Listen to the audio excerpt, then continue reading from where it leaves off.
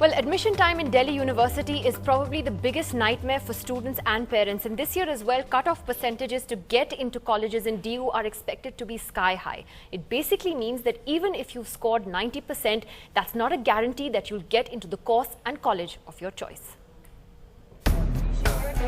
Scoring 100 out of 100 in psychology won't get Rakesh Tirath's daughter admission to an undergraduate degree in psychology in Delhi University. That is because her aggregate marks work out to 94.5%, and that falls short of the cut-off marks for admission. But at 94.5%, it would be, 50% chance, or even it could be very difficult, because as the newspaper says, this year the percentage has gone up. With 83.75% marks in the commerce stream, Sehed Soni from TPS Dwarka won't get in any of the top colleges either.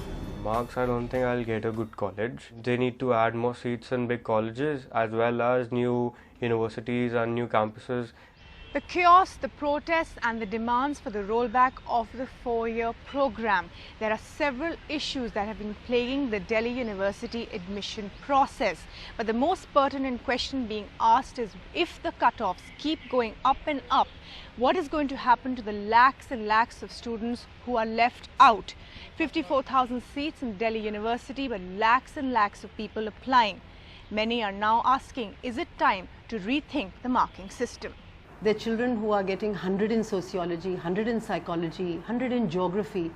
How is that possible? I'm not saying that there's something, something wrong is happening in the marking system, but I just believe that we have to really relook at the way marking has to be done.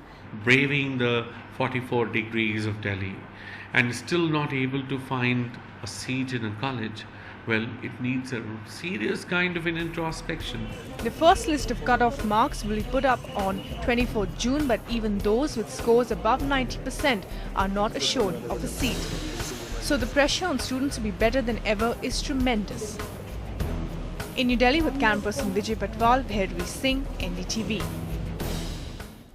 Well, those cut-off percentages will be out in a couple of weeks, and as I said, once again, they're expected to be very high, although this year there's a new element that's been introduced, which is that if someone changes their stream, for instance, if you were a science student in school and you decide to take up an arts course in college, you're going to have about 2% cut-off from your best of 4 or best of 5, whatever it is now. So that is another disadvantage that many students are complaining about, but that may slightly bring the cut-offs down. Joining us in the studio tonight, Annie Koshi, the principal of St. Mary's School, Dr. Clement Rajkumar, the former Vice Principal of St. Stephen's College, Nandini Sardesai, the former head of the Department of Sociology from St. Xavier's College, Mumbai. She's with us tonight from Mumbai. And Khushbu Kapoor, a student who was a student at the Sri Ram School here in Delhi and has scored a best of 4 of 83%, and that in my time many years ago, Khushbu, was considered a fantastic score. But what is the problem that you're having while applying for admission? It's actually just a very average score, and average only for the namesake of it.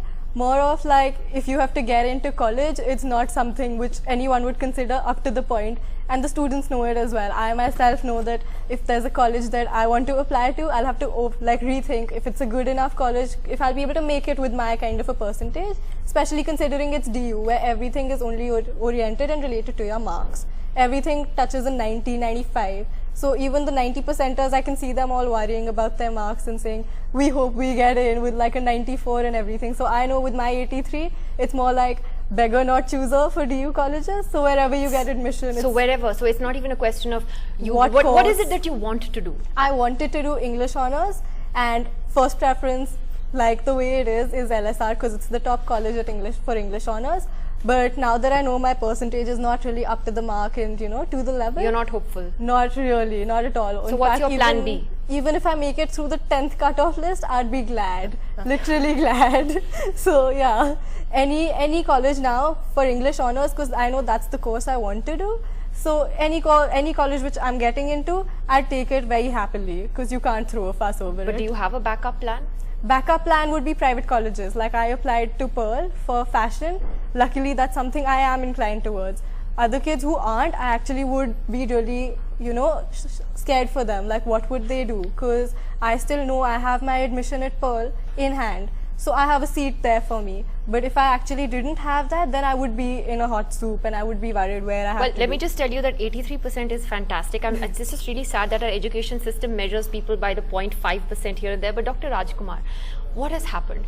I mean, you know, I was just telling you all, I got 78% in my best of 4. I got into Lady Shri Ram College many years ago on merit in history honors.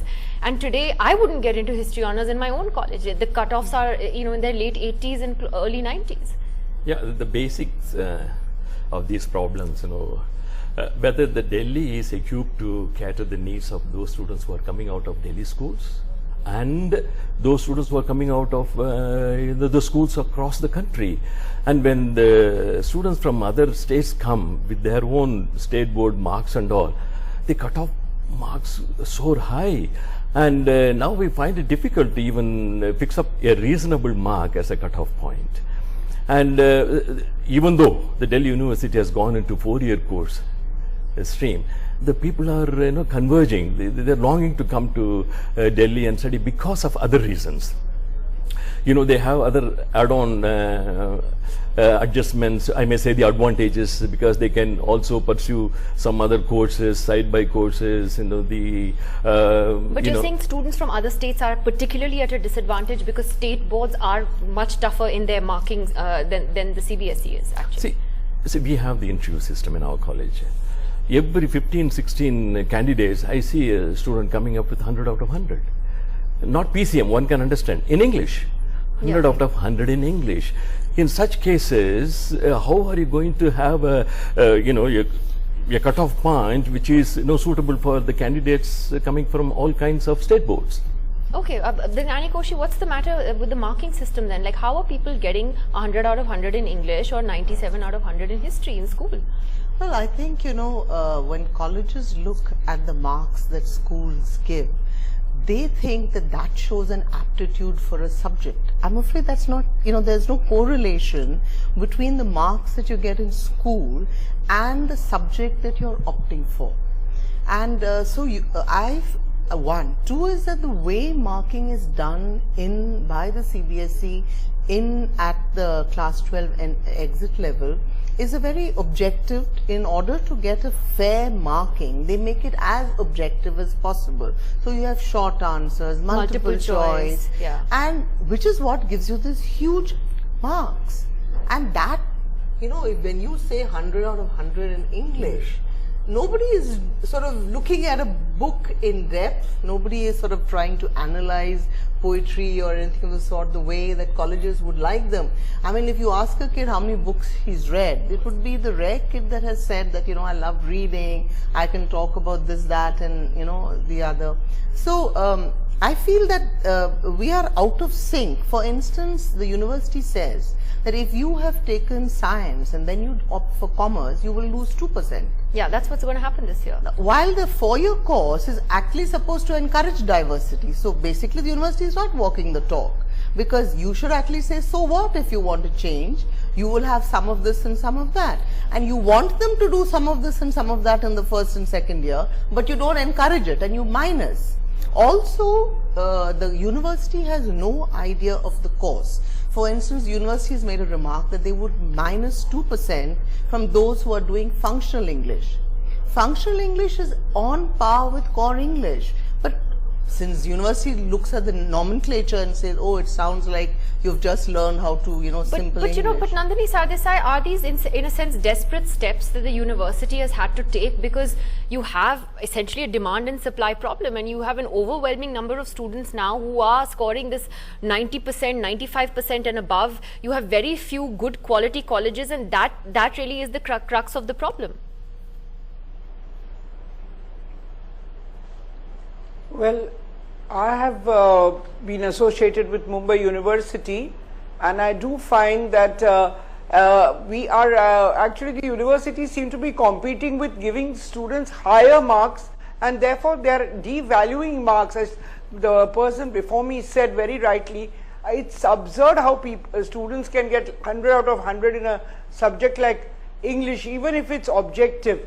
And where does this objectivity, does it really, according to me, it has led to a fall in the standards of education, because the every board is now competing in giving higher marks.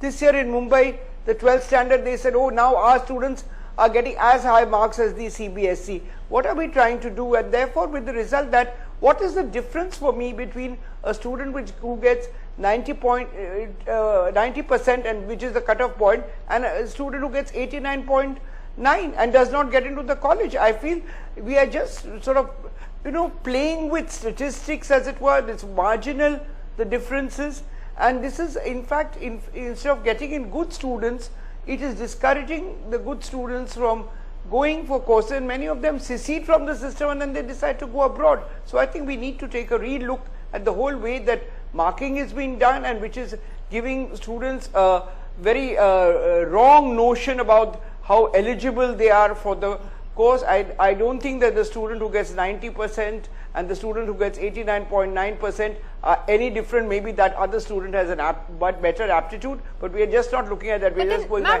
marks per se, and I think that's where the whole I just wanted to lies. ask all of you for suggestions and solutions. And Pratap Bhanu Mehta wrote an interesting column last month where he suggested, some would say controversially, a lottery system. He said that rather than go by a cutoff of say 95.5%, I'll just read out what he said. He said the college would put anyone above 90% into a lottery. How the weightage, everything would then be worked out, but basically you would have a lottery for all those who've scored 90 and above. Now, do you think that in the short term that would work, or do you think that that's just a no-no?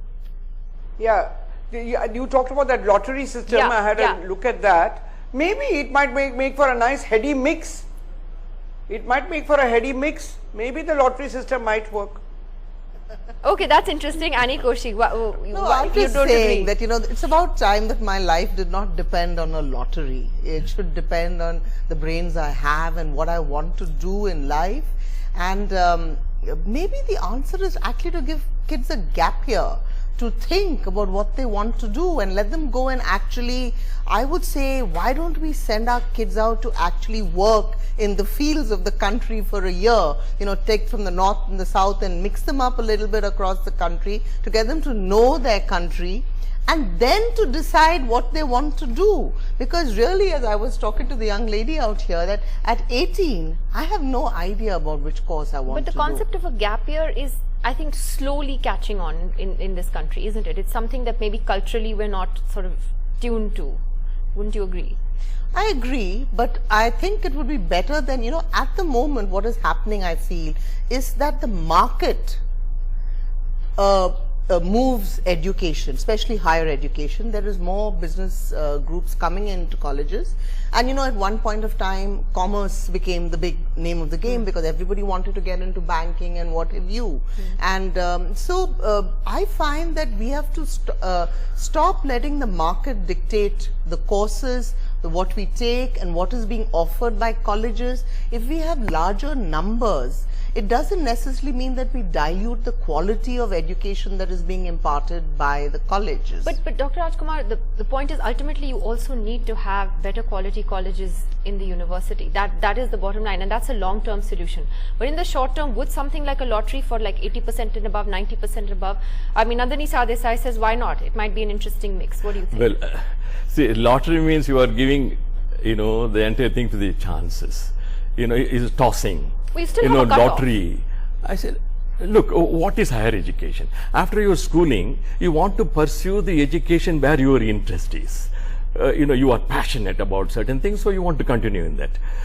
The other thing is, you want to be comfortable, you want to be on the top of the realm of affairs, and you want to have a good job, and so you choose accordingly. So both are good reasons, but at this juncture, if you have a base as larger as possible, and the pyramid that you make will be the taller, on the top you have the crunch will be more in number. See, fortunately, India is considered to be the young nation in the whole world. From 15 to 45, we have the larger chunk of the population, which relates to education. So we need to give education to everybody. We need to have more institutions, more colleges, more universities. If you take the people who... So what do kids do now? Now, what does this young lady do if she doesn't get the course of her choice? Oh, she still has a backup. Let's say she didn't. What would you advise them to do? Well, she has to look for a place where she can pursue her interest. That's it. That's not easy. See, that's why the many private colleges have come up, many private universities have come up. Just to cater for those people who have the interest in one particular area where they cannot enter otherwise in anywhere else. So yes, they have a very limited choices, but yes, they can. Because not everyone can go abroad. So Nandini Sardesai, what would you advise students who, even with 90% or 83% like Khushbu has, may not necessarily get the course or in college of their choice? I mean, I know people with 80-85% last year who didn't get into any DU college. Because all they were getting is some sad course I will not name. I think no. I think they would get the course, but they may not get the course in the college of their choice. And as you mentioned about the private institutions and that are coming up, I am not so sure how good their standards are. But if they are offering a lot of new age courses, and if they can maintain good standards, I think that is an alternative for students. Of course, it's much more expensive, but they may get the course of their choice. They may not always get it in the college of their choice, and therefore when I am advising students, I'm always telling them apply to half a dozen colleges and just get in wherever you can, because ultimately at the end you're going to get the degree from the Mumbai University. You're all going to follow the same syllabus. So pedagogically, I think we have to really look at this whole system, to bring about some sort of a systemic change, and just not get, for me somehow, like you told me, you got 78%. I think that's fantastic, and it should continue to be fantastic. Why should 100%? I at least got into the college and course of my choice. It seems appalling to me. No, if I may say, I also I had 75% and I got into the college of my choice, so that's what matters. But this is driving students, creating unnecessary tensions in their lives. Perhaps we have to go back to the old marking system, stop this very silly yes and no and things. At that level, you expect your students, as someone has said, we need to analyze, you have to read a lot. They are not doing that. It's all rote learning. I think we have to take a real look at our entire system. And you know what, just, Khushbu, just to say, like, I don't want to sound like, an old auntie who's giving you advice, but, don't get disheartened with the 83% or whatever. You will have choices. Your intelligence is not determined by these marks. And, my brother's going to kill me for saying this, but he got a 3rd division. He's doing very well. He makes more money than I do. He's doing very well. Of course, he went to Delhi University, but it didn't have to be to, the college and with the, best course. So, so good luck. Good luck. I hope you get into LSR, but even if you don't, it's absolutely fine. I'm going to leave it at that for tonight, but I do want to revisit this subject when the cutoffs do finally come out and look at whether they're any lower and what the road ahead could possibly be in a longer program. Thank you very much to all of you for joining us tonight.